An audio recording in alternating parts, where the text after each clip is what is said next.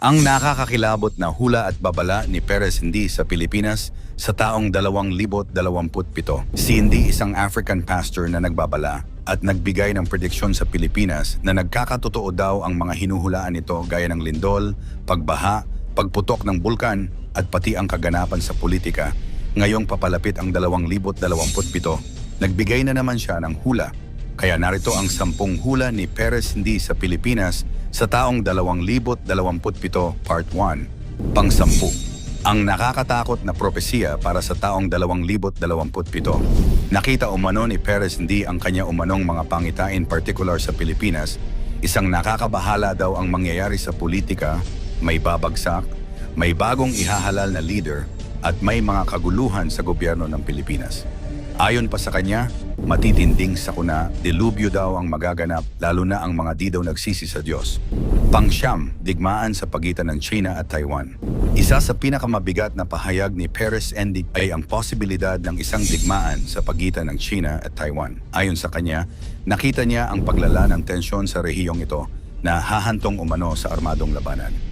Hindi raw ang Pilipinas ang magsisimula ng digmaan, ngunit sinabi niyang magiging malaking usapin ito sa buong Asya. Pang-8, madadamay ang Pilipinas sa digmaan. Kasunod ng kanyang pahayag tungkol sa China at Taiwan, sinabi ni Perez Hindi na hindi umano makakaiwas ang Pilipinas sa magiging epekto ng naturang digmaan.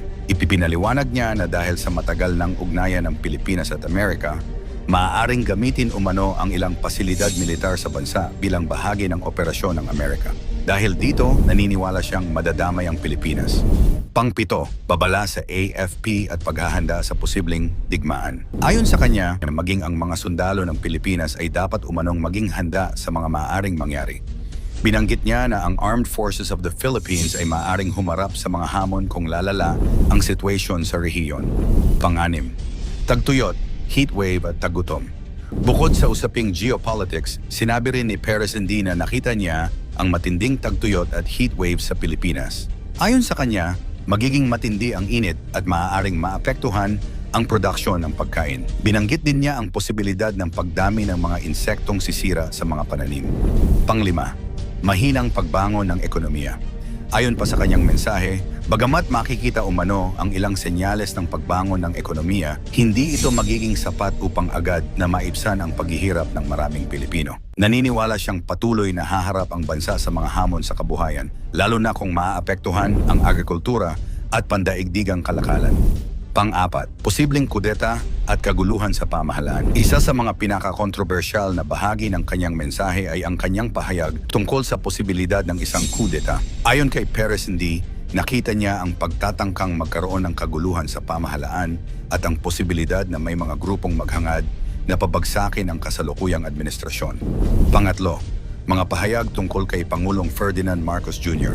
Nagbigay rin si Perez ng mga pahayag tungkol kay Pangulong Ferdinand Marcos Jr. Ayon sa kanya, haharap umano ang Pangulo sa matitinding pagsubok at matinding presyon sa panahon ng kanyang panunungkulan. Binanggit din niya ang posibilidad ng mga pagtatangkang alisin ito sa pwesto. Pang-6, pagkatuklas ng mas maraming oil at natural gas. Sa kabila ng kanyang maraming babala, may isa rin siyang positibong pahayag. Ayon kay Perez, may matutuklasan umanong mas maraming oil at natural gas sa Pilipinas. Naniniwala siyang maaari itong maging malaking tulong sa ekonomiya ng bansa at magbukas ng panibagong oportunidad para sa kaunlaran. Number 1, mga bagong leader na uupo sa pamahalaan. Bilang panghuli sa unang bahagi ng ating countdown, sinabi ni Perez Hindi na makakakita umano ang Pilipinas ng paglitaw ng mga bagong leader sa iba't ibang antas ng pamahalaan. Binanggit niya ang mga gobernador, mayor, at iba pang opisyal na, ayon sa kanya, ay magiging bahagi ng bagong yugto ng pamumuno sa bansa. Ang makatindig balahibong hula ni Perez Hindi sa Pilipinas sa taong 2027 Part 2. Isa na namang nakakakilabot at babala ni Perez Hindi sa Pilipinas sa taong 2027. Pang-10, food poisoning at sakit mula sa tubig. Isa sa mga unang babala ni Perez Hindi sa bahaging ito ay tungkol sa kalusugan ng mga tao. Ayon sa kanya, makakaranas umano ang Pilipinas ng pagdami ng mga kaso ng food poisoning at mga sakit na may kaugnayan sa inuming tubig. Sinabi rin niya ang kanyang paniniwala na magkakaroon umano ng pagtatangkang lasunin ang ilang pinagkukunan ng tubig bilang bahagi ng isang mas malaking plano. Pangsyam na nakatagong kasamaan na mabubunyag sa pamahalaan. Kasunod nito, sinabi ni Perez Hindi na maraming lihim na matagal nang nakatago sa Pilipinas ang mabubunyag sa taong 2027. Ayon sa kanya, may mga katiwalian, mga lihim, at mga pangyayaring matagal nang hindi nalalaman ng publiko na unti-unti umanong malalantad. Pangwalo, babala sa mga psychic at tarot readers. Isa rin sa kanyang pinakamatitinding pahayag ay ang babala laban sa mga psychic, tarot readers at iba pang nagsasabing nakakakita ng hinaharap sa pamamagitan ng supernatural na kapangyarihan. Ayon kay Perez Hindi, marami umano sa kanila ang magkakasakit o mamamatay kung hindi sila magsisisi. Pangpito, mga sunog sa kagubatan. Isa pang nakita umano ni Perez Hindi ay ang pagdami ng malalaking sunog sa iba't ibang kagubatan sa Pilipinas. Ang mas nakakagulat, ayon sa kanya, ay hindi raw ito simpleng aksidente o likas na pangyayari. Sinabi niyang ang ilan sa mga sunog na ito ay sinadya ng tao. Pang-anim, mga alien at kakaibang nilalang. Marahil ito ang isa sa pinaka-controversial na bahagi ng kanyang buong mensahe. Ayon kay Perez, makakakita umano ang mga tao sa Pilipinas ng mga alien at iba't ibang kakaibang nilalang sa taong 2027.